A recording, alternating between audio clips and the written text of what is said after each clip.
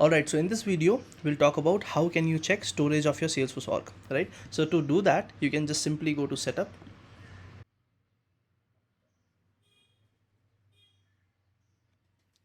And on the quick find box, you can type in storage, right?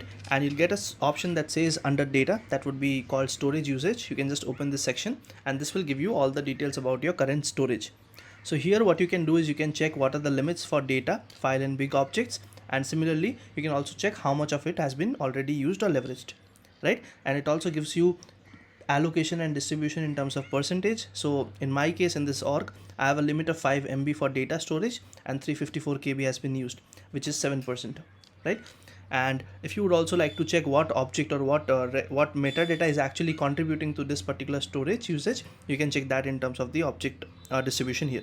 So in my case, opportunities is that record or object that has 39 records and it's contributing for 78 KB of this total space, right? We can also take a look at the file storage. So you have three things here, right? The data storage, the file storage, which is about attachments and files, and then big object storage.